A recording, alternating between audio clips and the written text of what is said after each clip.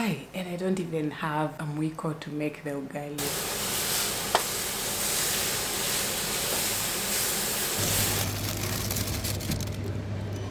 Since we don't have mama mboga to chop for us the skuma,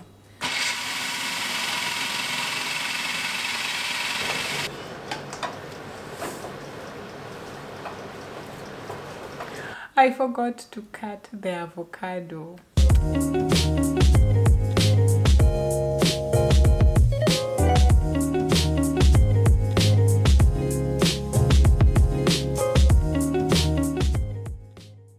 Hi, good afternoon. One thing I never do is say I miss Kenyan food. Every time I go home, even when I'm coming back, I never carry anything food related. There's a friend of mine who lives here in UAE, and when she goes to Kenya, she comes back with everything. I mean, her luggage is full of omena, all types of mbogas. She comes back with beans. Apparently, Kenyan beans are different from any other beans. Chicken, like kienyeji chicken. What is this? Look, it's meat. It's chicken claw. And all that stuff. All well and good. For me, I feel like the food, of course, is not 100% the same. The meat here is so bland. Anything beef related is so bland. I think just because of the transportation process. Everybody says Australian beef is good because most of the beef farms there, they graze the animals. But the problem is, I don't know what happens in the transportation process. I think it's the freezing and then the defrosting, and the meat loses all the flavor. I really don't know. So there is the difference in the taste, but I think when it comes to Kenyan food, is about the preparation. I mean, the food is food. Like, you'll find the beans here, you'll find the vegetables here. Funny enough, I've seen in the supermarket traditional vegetables like mchicha, but they call them something different here and they use it differently, but they're available. Spinach is there, kale is there. So it's just about preparation. For some strange reason, apparently I am in the mood for Kenyan food today. I don't know why. I want to go to the supermarket and see what I can gather together. If I can get ingredients to make what you typically call a Kenyan dish. I know I can find flour and make ugali. I'm not sure if I'll be able to get kale, but I'll try CHOMA and some type of protein. Make some CHOMA, and of course I'm going to be making it in the oven because I don't have facilities for grilling here. I want to try and bring together a Kenyan dish. Kai, and I don't even have a mwiko to make the ugali. And you're expecting to gain popularity? No! My friend even brought a sufuria from Kenya because that specific sufuria makes better ugali than the sufurias that they have here. Can you imagine? Anyway, let's go to the supermarket.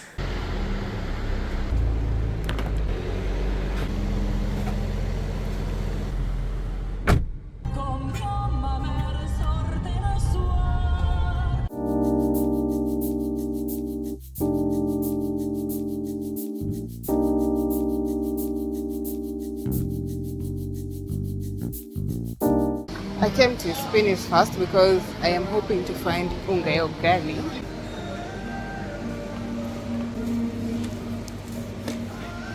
Found it. This is what is going to be my unga ugali. It's called the Wisa. This is a South African brand. Problem is the size is so big. I want to go to the vegetable section and see if I can find some type of vegetable that I can cook.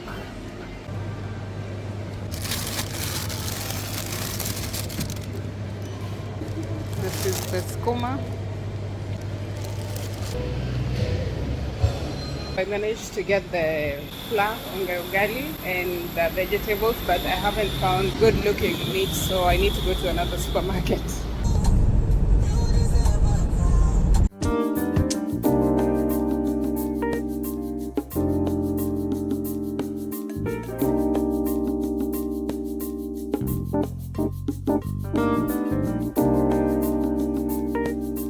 So I want to start first by preparing the meat because I think that's the one that takes the longest to get ready, and then I'll put it in the oven. And this is the closest thing I have to a mwiko.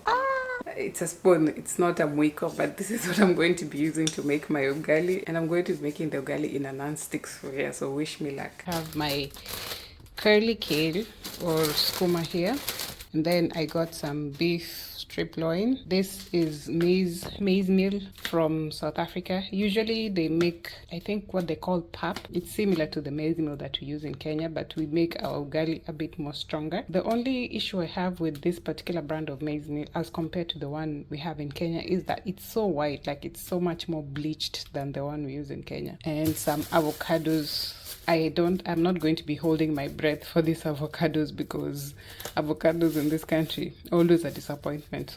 So first things first, I want to prepare the meat. I'm just only going to be using the Cajun spice because it already has salt, garlic, onion, herbs, all that stuff. I will just marinate the beef with the Cajun and then I will transfer it to the oven. There are a lot more things that you can use to marinate the beef before you grill it or you cook it in the oven. I saw a lot of recipes online. Some of them mentioned using soy sauce. Some of them mentioned just blending the ingredients, that is the onion, the garlic and all that, to make the marinade. But I just wanted to keep things simple. That's why I only used the Cajun.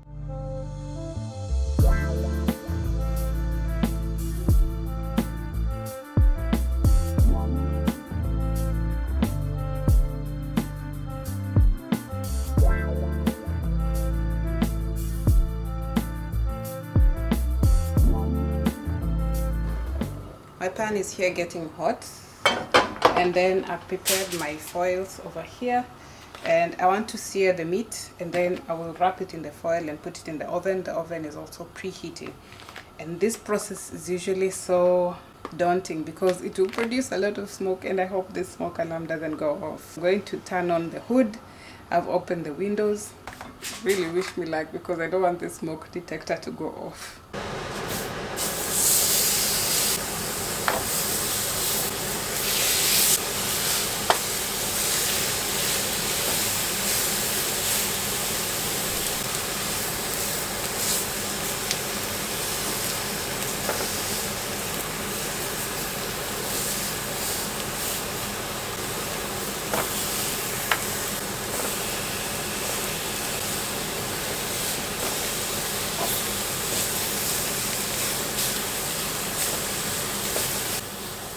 I really wanted to sear the meat a bit longer, but the way the smoke was just filling the kitchen, I really didn't want to deal with the security coming up to ask me what's going on because the smoke alarm went off. So after searing, I just tightly sealed it in foil and then put it in the oven. Searing for longer helps to form a better crust, so all the juices won't come out when you're cooking it in the oven.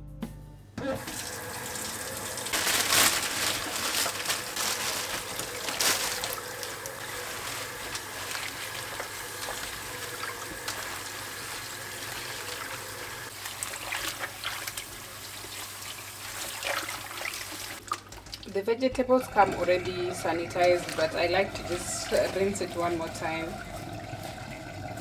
just to make sure.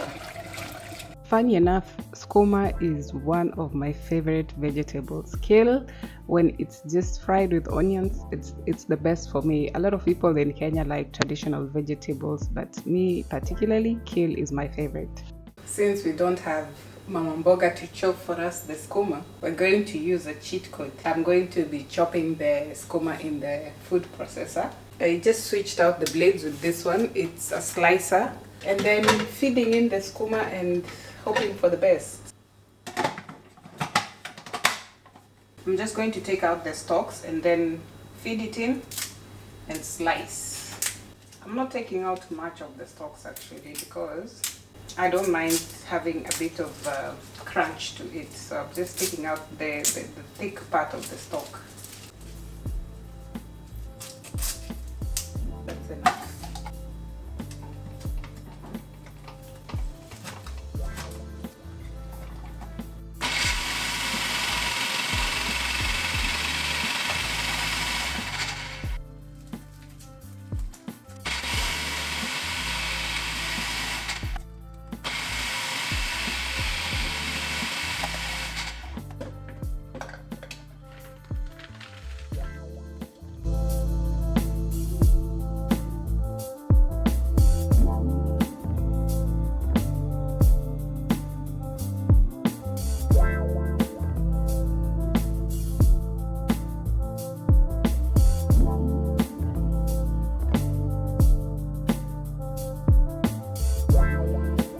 I need 2 types of onions.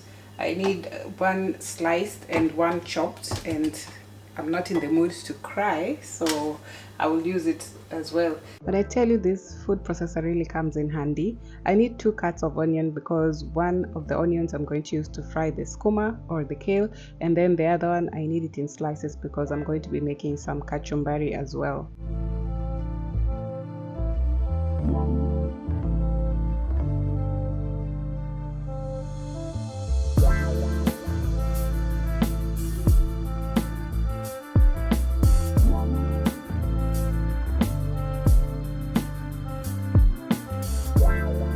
So these are the sliced onions that I will use for the kachumbari.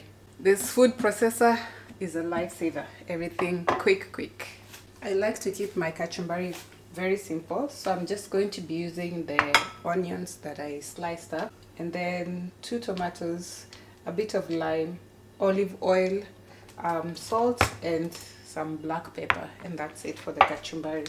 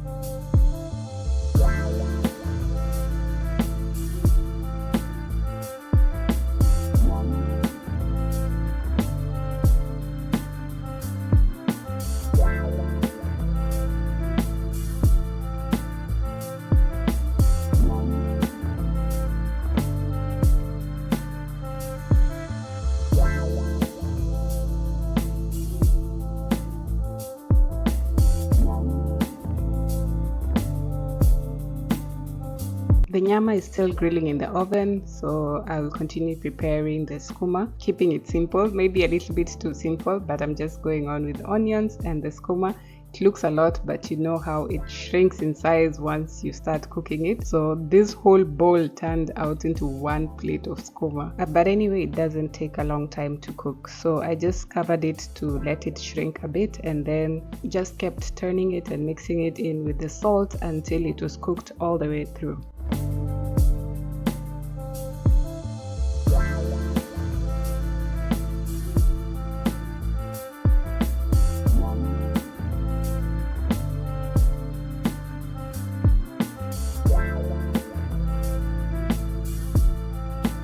I ended up cooking the beef in the oven for 1 hour and 45 minutes total. The temperature was 160, and then in the last 10 minutes before I started preparing the ugali, I just opened up the foil and put it back to broil for those last 10 minutes so it wouldn't be so wet. This is what I was talking about when it comes to searing the meat. If it was properly seared, you wouldn't see this much liquid at the base, but it's fine. Now it's time to make the ugali with my fake wiko. I just boiled the water in the kettle because who has the patience to wait for the water to boil on the gas? So I just started by pouring a little bit of flour into the water, and then I covered it to let it heat up, get to that right temperature.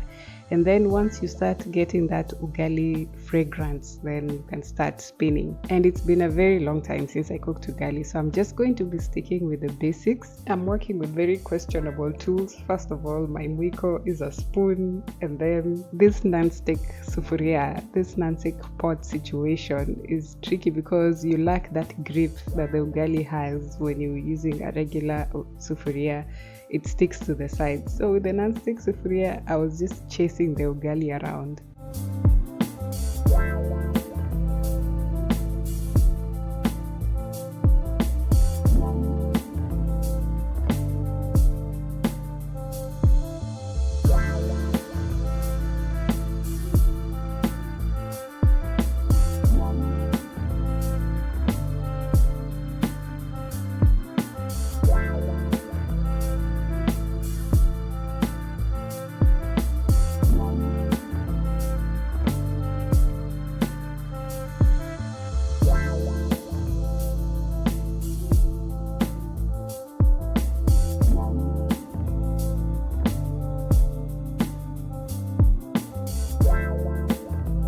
Once the ugali was done, the meat was ready to come out of the oven, and it's looking good. The meat is practically falling off the bone. It was soft to cut, so I think we did well regardless of the searing situation.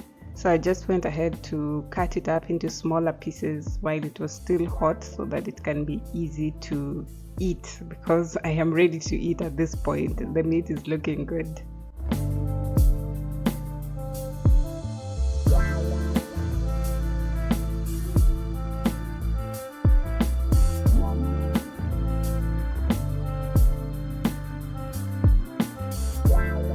And so my meal is all served up. This is probably the first time you're seeing ugali with the crust still on it, but it banged nonetheless. So I served up my CHOMA with my kale and my kachumbari. Everything turned out really nice. My husband also appreciated the meal because this is something out of the norm for him. So it was interesting seeing someone else trying out a cuisine from a different part of the world. And time for eating, we don't talk. At this point, there was no talking. It was just time to dig in and enjoy, as Ombachi would say. And the meat was delicious. Let me tell you, it was yummy. Keeping it simple was really the right way to go, because I know myself, sometimes I can mix up spices and stuff, and then once it gets to the table, it's just something else.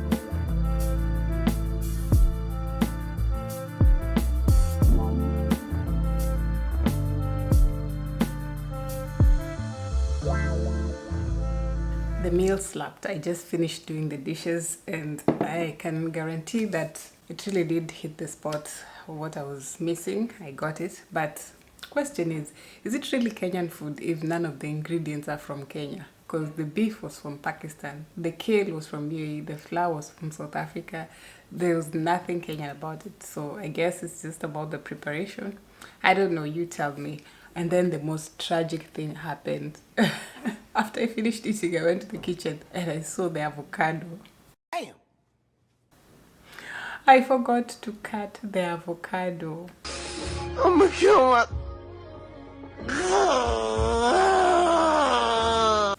Anyway, I still have plenty of leftovers, so maybe tomorrow.